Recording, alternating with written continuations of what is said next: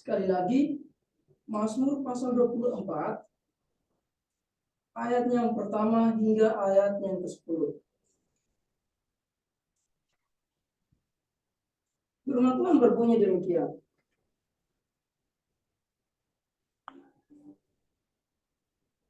Mazmur Daud. Tuhanlah yang mempunyai bumi serta segala isinya, dan dunia serta yang diam di dalamnya. Sebab dialah yang mendasarkannya di atas lautan, dan menegakkannya di atas sungai-sungai. Siapakah yang boleh naik ke atas gunung Tuhan? Siapakah yang boleh berdiri di tempatnya yang kudus? Orang yang bersih tangannya dan murni hatinya, yang tidak menyerahkan dirinya kepada penipuan, dan yang tidak bersumpah palsu. Dialah yang akan menerima berkat dari Tuhan dan keadilan dari Allah yang menyelamatkan dia. Itulah angkatan orang-orang yang menanyakan dia, yang mencari wajah-Mu, ya Allah Yakub. Selah. Angkatlah kepalamu, hai pintu-pintu gerbang, dan terangkatlah kamu, hai pintu-pintu yang berabad-abad, supaya masuk Raja Kemuliaan. Siapakah itu Raja Kemuliaan? Tuhan, jaya dan perkasa. Tuhan, perkasa dalam peperangan. Angkatlah kepalamu, hai pintu-pintu gerbang, dan terangkatlah kamu, hai pintu-pintu yang berabad-abad, supaya masuk Raja Kemuliaan. Siapakah dia itu Raja Kemuliaan? Tuhan semesta alam, dialah Raja Kemuliaan. Selah.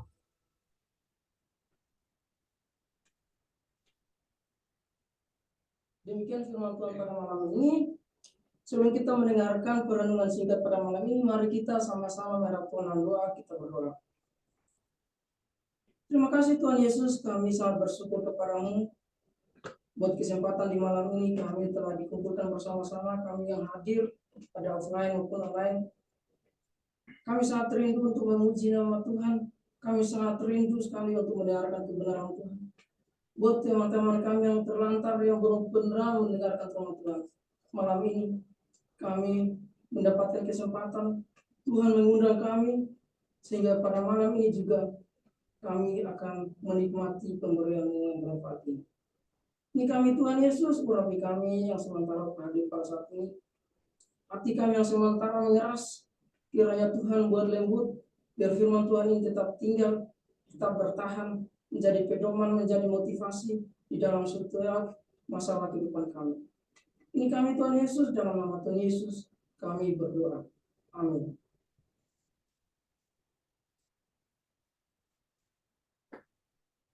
Shalom. Shalom.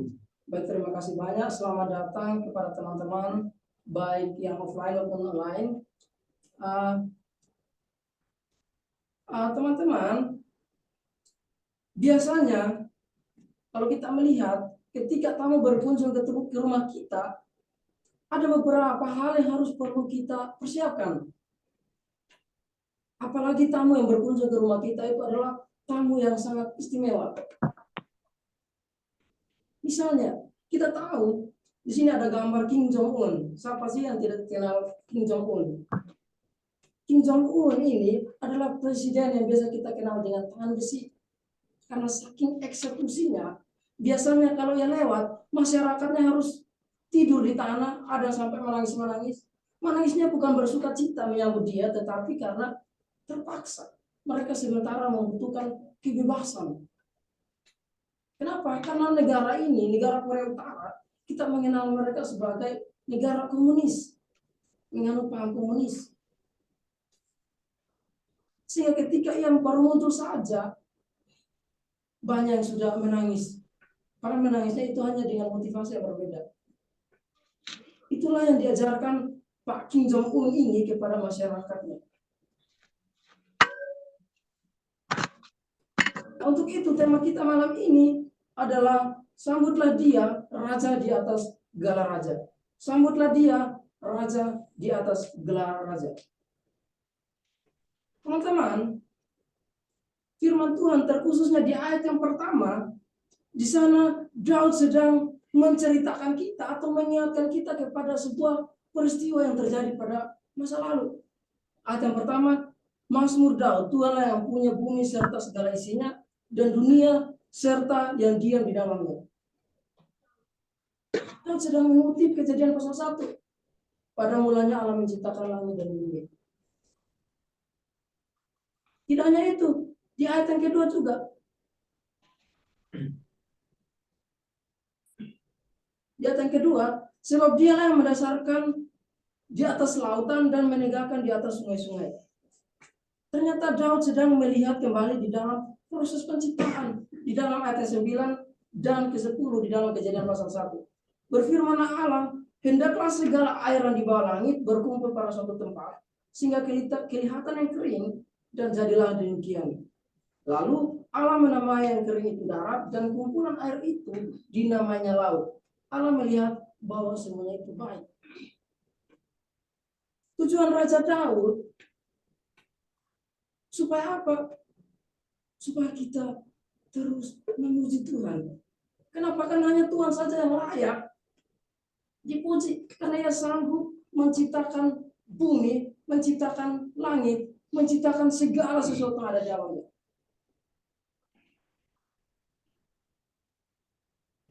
Inilah yang membuat Raja Daud kagum. Dia heran.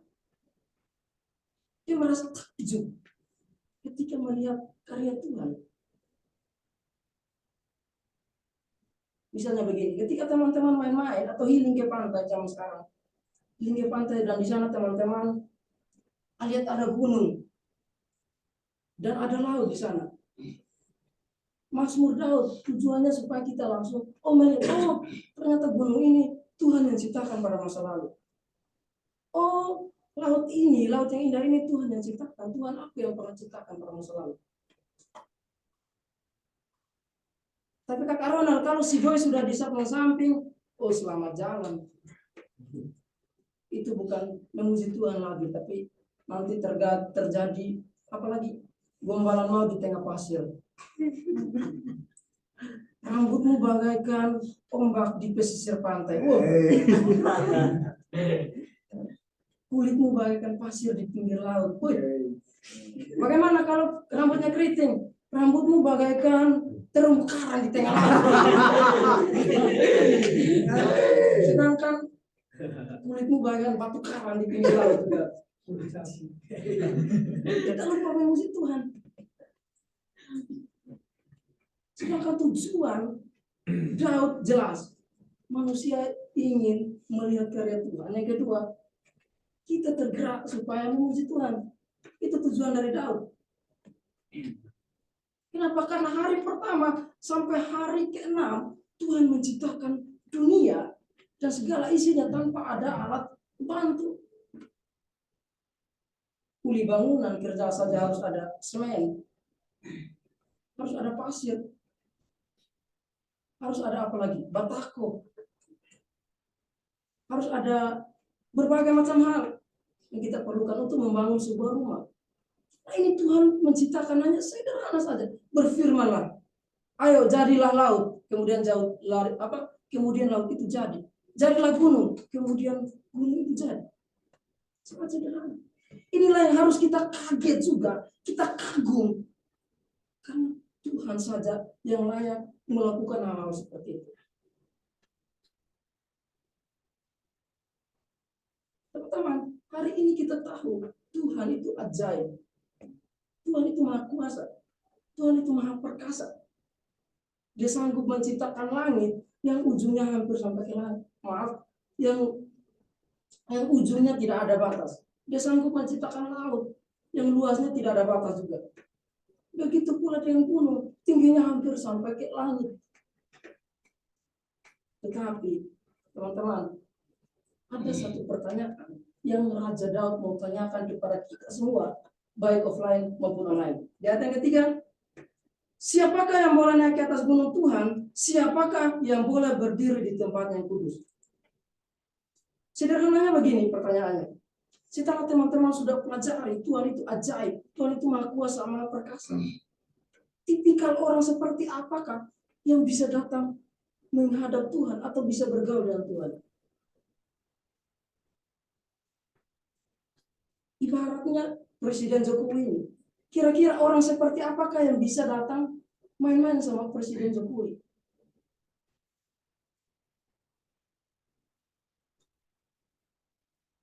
Apakah orang pintar kayak Nono? Tidak. Apakah kayak Fajar orang populer sekarang?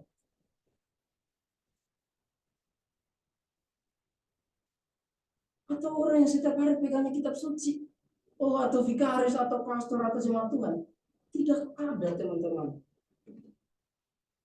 Tidak ada satu orang yang bisa bergaul sama Tuhan, yang bisa datang ke hadapan Tuhan. Karena kalau kita mau datang ke hadapan Tuhan, minimal kita harus ganteng dan cantik. Dalam artian kita harus kudus, suci, sempurna.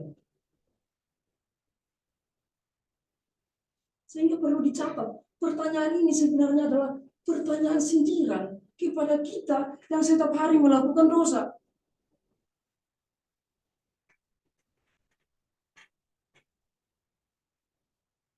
Misalnya rambut saya keriting, kemudian ada datang, wih ternyata rambut kamu nih gaul sekali. Ternyata itu dia lagi sindir. Atau saya lagi kedapatan mencuri, wih lu nih anak suci. Karena itu dia lagi menyindir nih. Sama juga Daud. Ibaratnya begini, ayo teman-teman yang offline maupun online, silahkan angkat tangan. Dia tidak pernah melakukan dosa. Dia orang pertama yang bisa datang menghadap Tuhan. Apakah ada yang bisa angkat tangan? Atau saya beri? Tidak mungkin. Kenapa? Standar Tuhan itu kudus. Tuhan punya standar.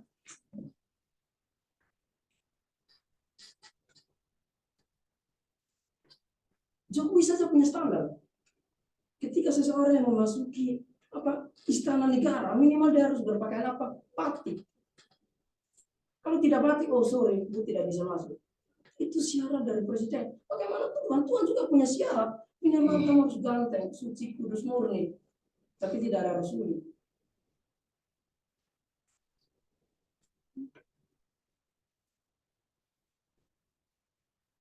Ketika teman-teman mau datang ke hadapan Tuhan, pertanyaannya, apakah kita semua yang hadir pada saat ini adalah termasuk golongan orang-orang kudus? Jawabannya tidak. Karena kita sering melakukan dosa. Kita sering melakukan seksual hampir setiap hari.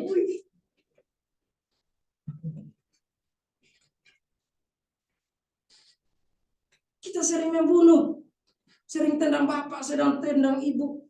Pukul adik. Pukul mama. Mencuri. Kita tidak bisa layak. Karena ketika teman-teman mau datang, ada persyaratannya. Kudus, hanya itu saja. Tapi teman-teman, ini standar kudus ya, standar Tuhan ya, kudus dan sempurna. Teman-teman, jikalau kita melihat dalam satu hari, jikalau kita melakukan 3 dosa saja, maka 1 kali 3 kali 7, maka sudah 21 dosa yang kita lakukan dalam seminggu. Jikalau 21 kali 1 bulan, maka total dosa yang sudah kita lakukan 630 dosa. Bagaimana kalau 1 tahun? 630 kali 12 bulan, maka dosa sudah kita lakukan berapa? 7,560 ribu. Lebih. Dan jika teman-teman mati pada usia yang tidak 80 tahun, maka dosa coba lihat baik-baik itu. Hanya kali 3 saja.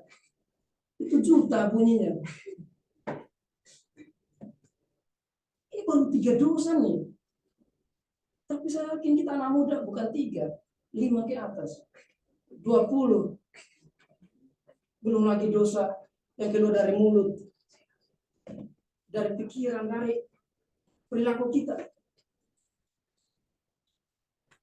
Setiap detik, setiap menit, setiap waktu kita selalu melakukan dosa. Sehingga tanpa kita sadari, aktivitas utama kita itu sebenarnya dosa. Dosa.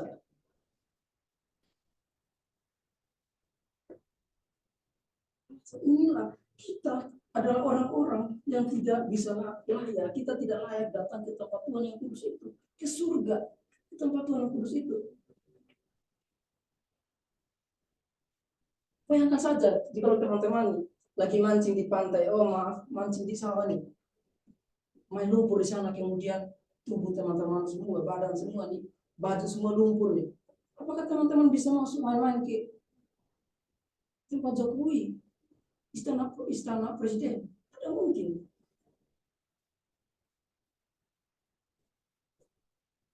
Sekali lagi, tidak akan mungkin. Mari kita belajar dari sejarah. Ketika Adam dan Hawa, setelah mereka jatuh dalam dosa, apa mereka lakukan? Mereka bersembunyi. Tuhan tanya, di mana kalian? Ini lagi sembunyi. Tuhan yang mendatangi mereka. Mereka tidak bisa mendatangi Tuhan. Musa, ketika menghadap Tuhan, apa Tuhan katakan? Buka sendal jorok tuh. Sendalmu jorok. Buka. Tempat di mana engkau berdiri itu adalah tempat yang kudus. Kita tidak bisa datang ke hadapan Tuhan. Standar Tuhan yang kudus.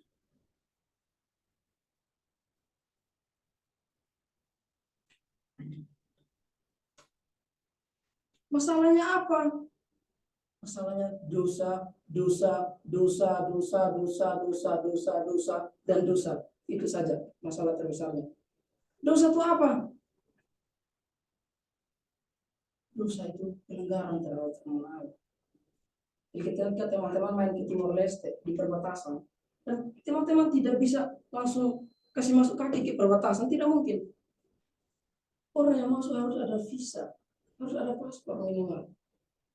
Tidak bisa, Anda tidak diperbolehkan sama sekali, kecuali ada persyaratannya. Ketika Anda melanggar itu dosa, Anda sudah membuat pelanggaran. Dosa itu juga meleset dari sasaran. Teman-teman lihat yang olahraga apa nih? Panah itu minimal harus kena di titik kuningnya itu. Kalau di luar tidak tepat sasaran, masih meleset. Tidak mencapai ukuran sempurna. Dosen bilang, tahun ini minimal kalau kita mau lulus, kalau kalian mau lulus, minimal harus, bukan minimal, tapi maksimal nilai A. Sempurna. Apakah kita bisa sempurna sedangkan soalnya sulit-sulit? Tidak akan bisa. Kita tidak bisa mencapai ukuran kesempurnaan, yaitu hukum Taurat. Kita tidak bisa lakukan dari 1 sampai 10. Alasan inilah kita tidak bisa mendatangi Tuhan, tetapi Tuhan yang bisa mendatangi kita. Hanya Allah yang bisa mendatangi manusia. Yesus, dia adalah Raja alam semesta, tadi kita sudah belajar. Dia sanggup menciptakan segala sesuatu. Namun ia datang meninggalkan jabatannya, tetapi dia lebih memilih menjadi manusia. Bahkan hamba. Kira-kira teman-teman lagi main-main, lagi duduk santai, lalu ada yang tanya, bro, kenapa Tuhan harus pusing-pusing jadi manusia? Apa yang kita pertanggungjawabkan? Apa yang kita jawab nanti? Tuhan harus repot-repot jadi manusia. Jawabannya satu. Filipi pasal 2 sampai pasal 2 ayat 6 sampai 8. Tuhan sedang merendahkan dirinya. Ini ibaratnya Jokowi ini. Jokowi dia ingin meninggalkan jabatannya dan dia turun seperti rakyat supaya merasakan ternyata setiap hari rakyatnya menderita. Dilakukan oleh Yesus. Lalu bagaimana? Apakah dengan karya Yesus ini kita sudah bisa datang ke hadapan Tuhan? Pada masa Paskah ini ada satu kabar baik bagi kita semua. Walaupun kita adalah orang berdosa, tetapi di mata Tuhan kita adalah orang sempurna. Apakah betul Kak Ronald, saya ini sempurna 100%? Iya, Anda sempurna. Offline, online yang sekarang ada adalah orang-orang sempurna. Karena Yesus yang menyempurnakan kita dengan karyanya di atas kayu salib. Darahnya ditumpahkan. Kita menjadi kudus.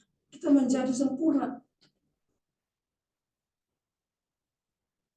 Dengan karyanya itu yang membersihkan semua dosa-dosa kita. Dosa-dosa yang sering kita lakukan orang tua. Main perempuan. Dosa semenjak kecil. Semenjak remaja, dewasa. Bahkan orang tua nanti. Artinya semua dosa. Dosa masa lalu, dosa sekarang maupun dosa masa depan. Makanya firman Tuhan berkata, jika kita, ayat yang 8, jika kita tidak mengaku bahwa kita orang berdosa, kita sedang menipu diri kita sendiri. Tetapi ayat yang ke-9, jika kita mengaku dosa kita, maka Ia adalah setia dan adil, sehingga Ia akan mengampuni segala dosa kita dan menyucikan kita, membersihkan kita, menyempurnakan kita dari segala kejahatan kita.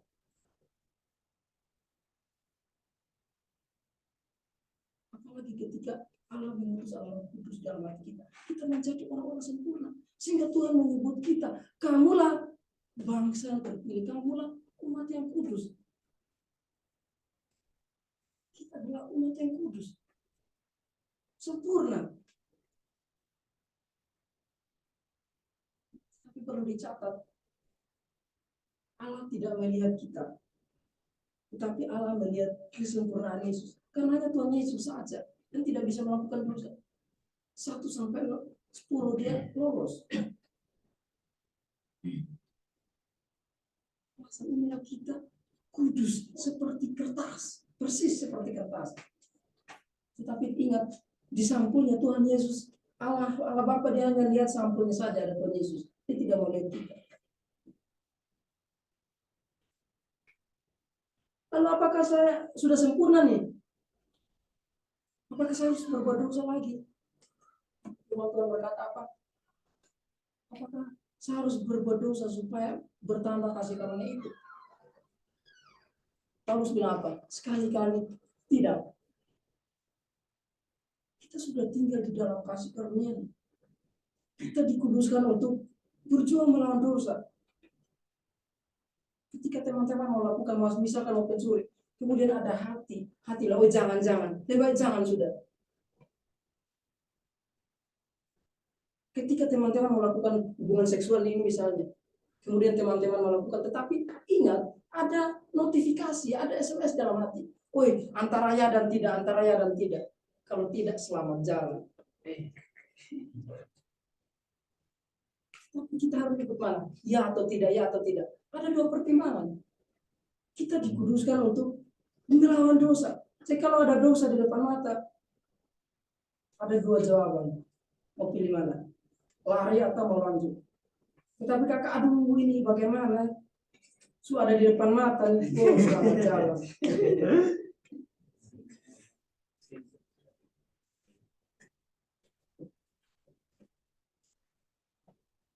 Semua murni kasih karunia teman. Kita selalu belajar kasih karunia, kasih karunia. Artinya kita tidak bisa bilang, oh karena pagi, siang, sore, malam saya datang ke hadapan hadirat Tuhan, kemudian saya berdoa dengan sendiri dan Tuhan mengampuni. Tidak bisa bro, bukan usahamu.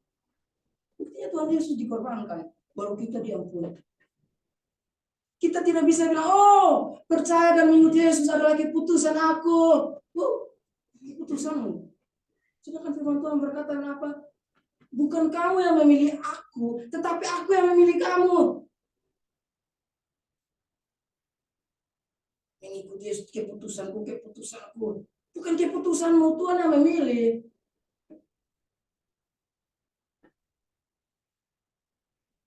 Kita tidak bisa bilang, oh saya orang kudus kalau saya setiap hari pergi ke gereja. Saya kasih persembahan di atas rata-rata. Kemudian saya kudus. Oh tidak, buktinya Allah mengirim kudus sehingga meluruskan kita. Bukan usaha kita. Artinya manusia tidak ada peranannya dalam usaha, dalam hal keselamatan. Kita mati, bro.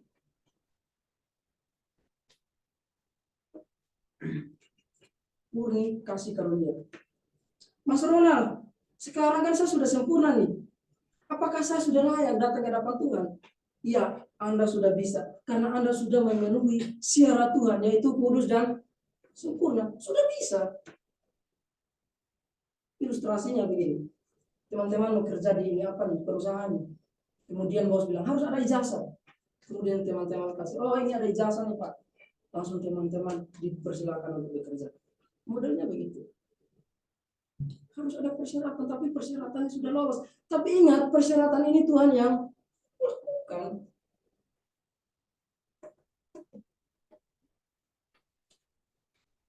Oleh karena itu, kita yang orang sempurna itu kita akan menerima satu berkat. Berkatnya apa? Berkatnya di ayat yang kelima. Dialah yang akan menerima berkat dari Tuhan dan kebenaran dari Allah yang menyelamatkan dia. Berkat keselamatan.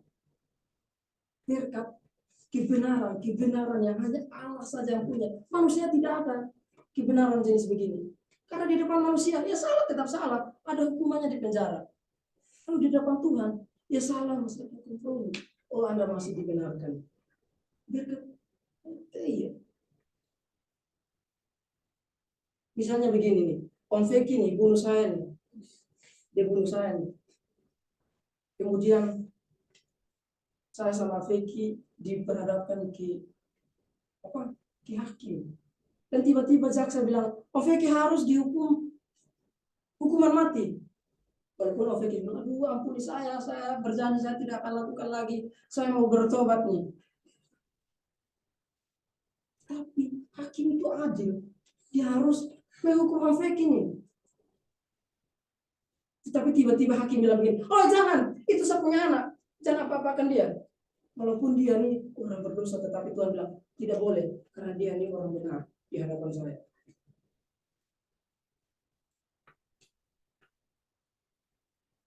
Inilah kebenaran yang hanya dimiliki Allah.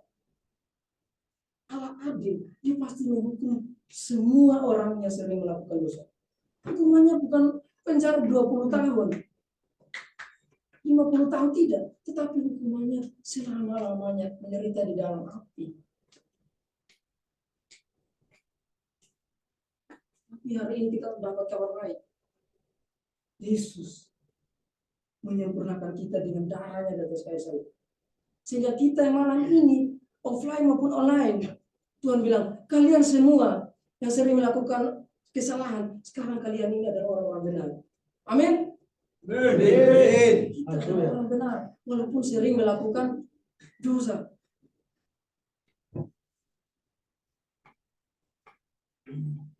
Oleh karena itu, marilah kita sambut Raja yang datang mendatangi kita. Karena kita tidak mendatangi dia, dia datang. Ayat 7-10. Dalam minggu Palem ini, kita diperingati bahwa seorang raja sedang memasuki Yerusalem. Dia sedang memenuhi tahap kematian. Dan di sana dia disambut oleh banyak orang, beribu-ribu orang. Ada yang mengaburkan pakaiannya di atas lantai. Minggu Palem, ada yang mengaburkan daun palem di atas. Menyambut dia, mereka bersukacita, bergembira. Karena Yesus bawa keselamatan. Di dalam tasnya itu ada keselamatan. bukan kue donat.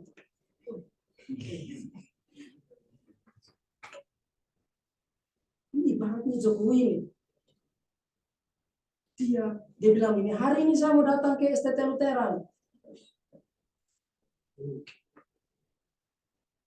Atau hari ini saya mau datang ke rakyatku yang lagi miskin, yang lagi menderita, yang tidak diperhatikan. Pasti banyak hal yang kita persiapkan. Oh, itu STT, ayo bersihkan lingkungan. Pasti kita langsung ikut. Bersihkan rumah, kasih makanan yang enak. Kita kasih. Kita bersuka cita karena rakyat yang tidak terurus, yang menderita kelaparan, yang miskin. Tuhan memilih datang ke rumah kita.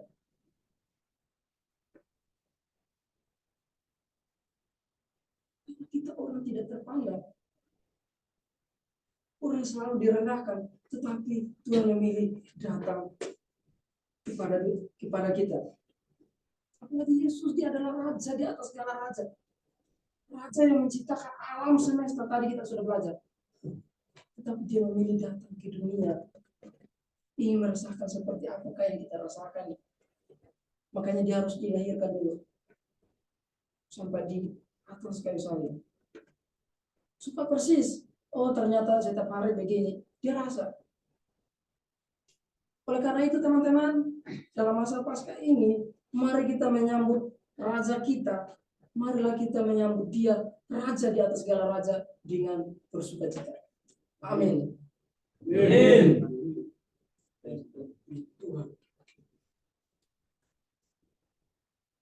Mari kita berdoa.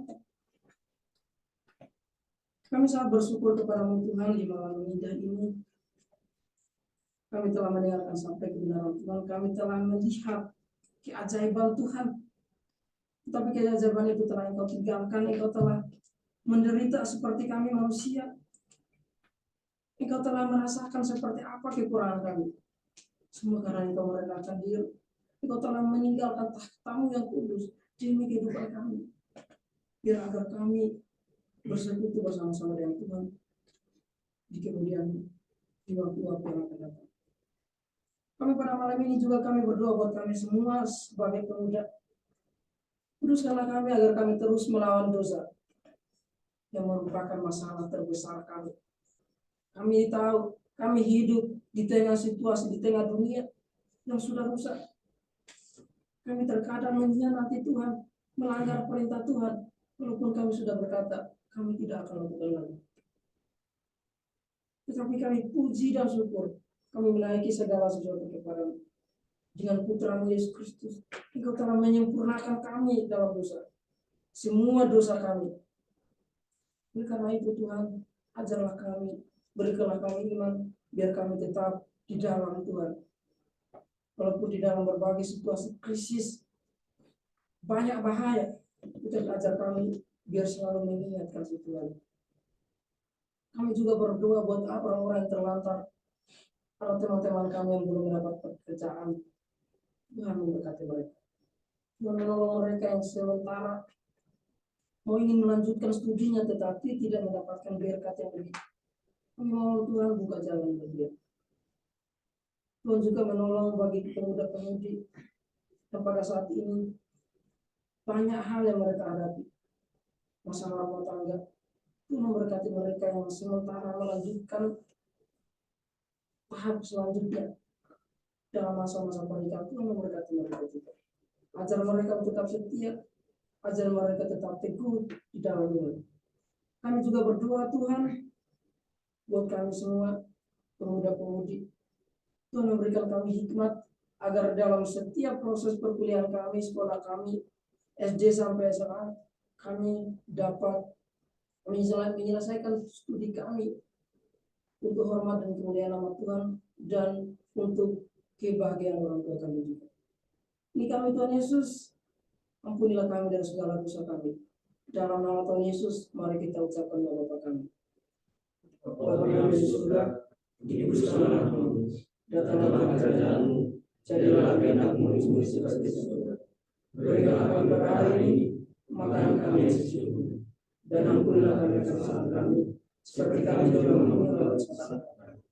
Dan jangan membawa kami dalam pencobaan, tapi bebaskanlah kami dari jahat. Karena Engkau kerajaan dan kuasa dan kemuliaan sampai selamanya.